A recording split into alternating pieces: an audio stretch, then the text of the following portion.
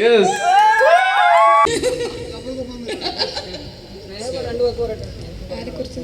അല്ല ഇതിനെ കുറിച്ച് പ്രത്യേകിച്ച് പറയണ്ടല്ലോ. ഞാൻ സായും കൂടെ ഞങ്ങള് പട്ടായ ട്രിപ്പ് കഴിഞ്ഞപ്പോഴത്തേക്ക് ഞങ്ങൾക്ക് ഗോവ പ്ലാൻ ചെയ്തു. ഞങ്ങൾ ഗോവ പോകാനായിട്ട് പ്ലാൻ ചെയ്തു. അപ്പോൾ നിഷാൻ്റെ അടുത്ത് ഞങ്ങൾ പറഞ്ഞു, നിഷാൻ ഞങ്ങൾക്ക് ഒരു ഗോവ ട്രിപ്പ് പ്ലാൻ ചെയ്ത് തരണം എന്ന് പറഞ്ഞു. ബൈ ദ വേ ഞങ്ങളുടെ എല്ലാ കഥകളിലും നിഷാനയ്ക്ക് ഒരു റോൾ ഉണ്ട്. അതുണ്ട്. പക്ഷേ ഉണ്ടല്ലോ, ഇവർ രണ്ടുപേരും കൂടെ ഫോൺ ചെയ്ത് ഇവർ രാത്രി സംസാരിച്ച് ഞങ്ങളുടെ ഗോവ ട്രിപ്പ് മുടക്കി.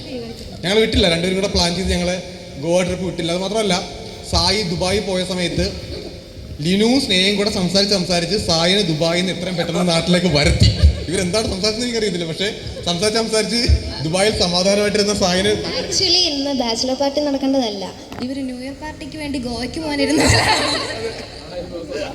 പക്ഷെ ഞങ്ങള് അത് വേണ്ടെന്ന് വെച്ചു. അല്ല അല്ല എനിക്ക് പക്ഷെ മറ്റേ സന്തോഷമാണ്.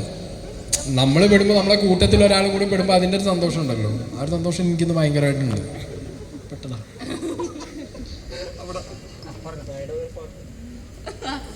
പാട്ട് പഠിച്ച ആളാണ്, അപ്പോൾ പാട്ട് എന്തായാലും പാട്ടാണ്. സ്നേഹം പാടും ദൂരെ രാക്കിളിപ്പാട്ട്.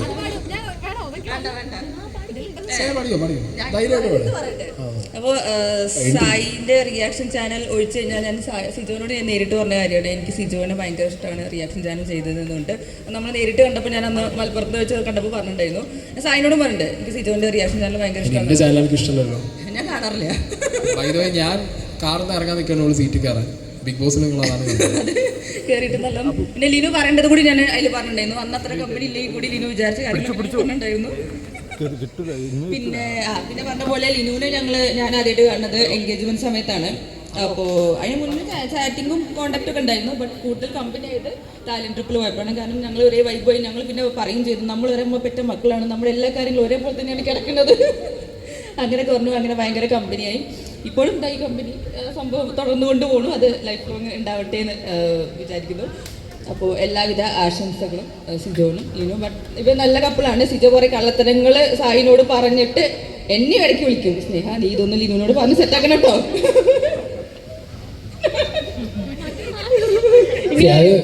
എന്തറിയോ, ഓണസ്റ്റ് ആയിട്ട് പറയാലോ, ഞാനും സിജോ ഇടയ്ക്ക് കൊളാബറേഷൻ ഒക്കെ ചെയ്യാറുണ്ട്. അപ്പോൾ ഞങ്ങൾ കൊളാബറേഷൻ പോവാറുണ്ട്.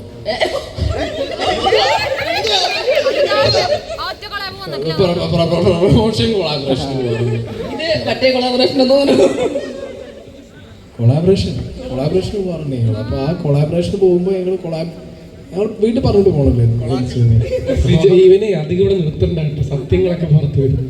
കൊളാബറേഷൻ നിങ്ങൾക്ക് എന്തെങ്കിലും ചോദിക്കാനുണ്ടോ അവർ രണ്ടുപേരോട് ഈ അവസരത്തിൽ? സത്യം മാത്രം പറയണം. ഞാൻ ഇത് എയർപോർട്ടിൽ ഇറങ്ങിയ സമയത്തും പറഞ്ഞിട്ടുണ്ടായിരുന്നു, സിജുവിൻ്റെ എൻഗേജ്മെന്റ് ടൈമിലും പറഞ്ഞിട്ടുണ്ടായിരുന്നു. ഇന്ന് ഇതാണ് കറക്റ്റ് ടൈം എന്ന് എനിക്ക് തോന്നുന്നു. എല്ലാവരും ഉണ്ട് ഇവിടെ. ഞാൻ ബിഗ് ബോസിൽ വൈബൊന്നും ഇല്ലാതെ കുറച്ച് മാറി നിന്ന്, അറിയാലോ മനുഷ്യനില്ലേ, നമുക്ക് ഫീലിങ്സ് ഒക്കെ കാണുമല്ലോ. ഞാൻ നിൽക്കുമ്പോഴാണ് സ്നേഹം കയറി വരുന്നത്. ഇന്നെ ഒരുമാതിരി മോട്ടർ വെച്ച് പറഞ്ഞ് കയറ്റി വിട്ടിട്ടാണ് ഞാൻ ഫ്രഞ്ച് കിസ് അടിച്ചത്. എനിക്ക് ഇവന് ഫ്രഞ്ച് കിസ് അടിച്ചേ പറ്റും. അത് വിചാരിച്ചേ പറ്റും. ഇവനാണ് നോറേനെയും ജയിനും കൊണ്ട് ഫ്രഞ്ച് കിസ് അടിച്ചത്. ഇപ്പൊ അടിച്ചേ പറ്റും. എല്ലാരും വീഡിയോ ഉണ്ടായിക്കോളും. ഇപ്പൊ എനിക്ക്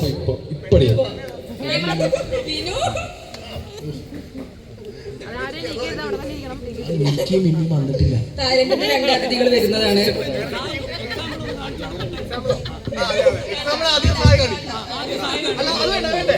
വേണ്ട അല്ല, സ്നേഹിക്ക് താല്പര്യമില്ല. എക്സാമ്പിൾ വേറെ ആരെങ്കിലും വന്നാലും കുഴപ്പമില്ല. ഞാൻ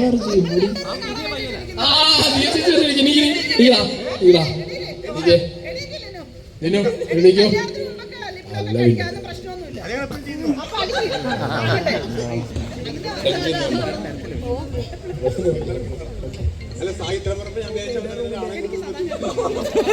ഞാൻ തായ്ലാൻഡിൽ കണ്ടാവില്ല വരാൻ പറഞ്ഞു. ഫ്ലൈറ്റ് ഓൺ ടൈം അല്ല. ലിനു ഇതെല്ലാം നോട്ട് എഴുതി വെക്കും കേട്ടോ കൃത്യമായിട്ട്.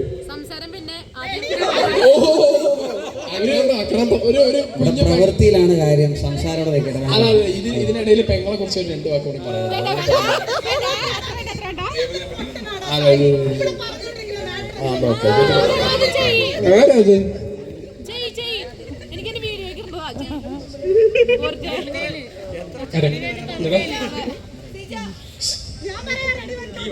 എന്തപ്പ കഥ ഇതൊന്ന് കൈകാശ് തുടങ്ങി ഇത് നടക്കുവോ?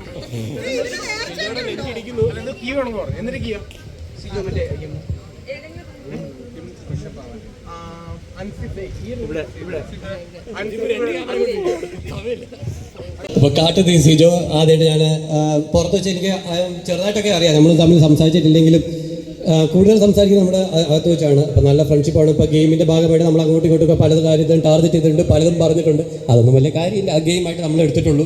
ഇനി പോകണം കല്യാണം കഴിയുമ്പോൾ. ഇപ്പം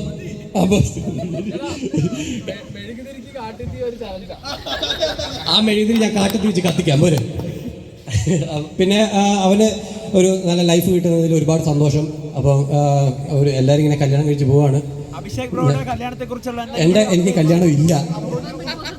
അല്ല അമ്പോറ്റി ഒരു പ്രേമത്തിലാണ് നിങ്ങൾ ഒരു ഗോസിപ്പ് കേട്ടു? ഇല്ല ഇല്ല ഇല്ല അല്ല അമ്പോറ്റി ഇല്ല, ഞാൻ ഉണ്ടെങ്കിൽ എല്ലാവരും അറിയിക്കുന്നതായിരിക്കും. ഉണ്ടക്കണ്ണ് ചുരുണ്ട മുടി ഇല്ല.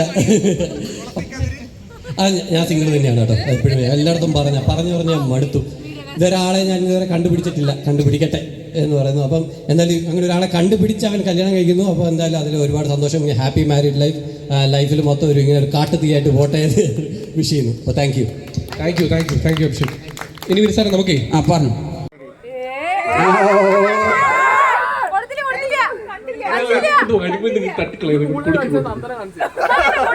നിങ്ങൾ ആ സൈഡ് കണ്ടു സിജോ, ആ സൈഡ് കണ്ടു, ഈ സൈഡ് കണ്ടില്ല.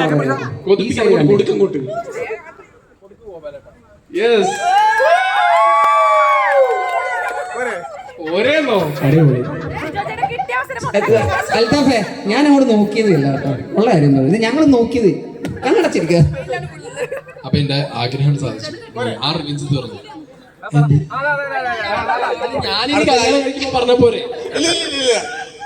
ഏഞ്ചൽ അടുത്തായിട്ട് പോരുത്, മീഡിയക്കാര് പോരുത്. അടുത്തതായിട്ട് സായി സൂം ചെയ്തെടുക്കണേ. അത് കഴിഞ്ഞ് കിസ് ചെയ്യാൻ താല്പര്യമുള്ളവർ പറഞ്ഞേ.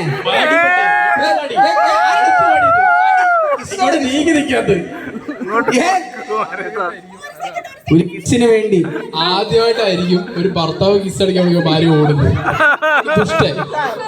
എന്നെ മാനം കളയുന്നോ? പിടിച്ച് വലിച്ചു പിടിക്കുക. അടുത്ത ഇത് കഴിഞ്ഞ് ആരെ വിളിക്കും? Bachelors party എക്സ്ക്ലൂസീവാ.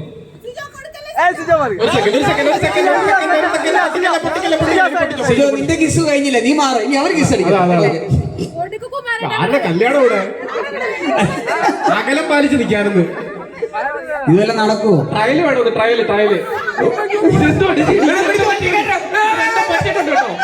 സായിക്ക് എന്തോ പറ്റിയിട്ടുണ്ട്.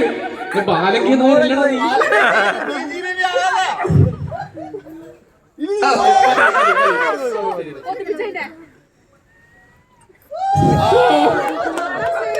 കിസ് അടിക്കാൻ താല്പര്യമുള്ളവർക്ക് ആർക്കായാലും വരാം. കപ്പിളാവണം. ആരൊക്കെയാ ഉള്ളത്?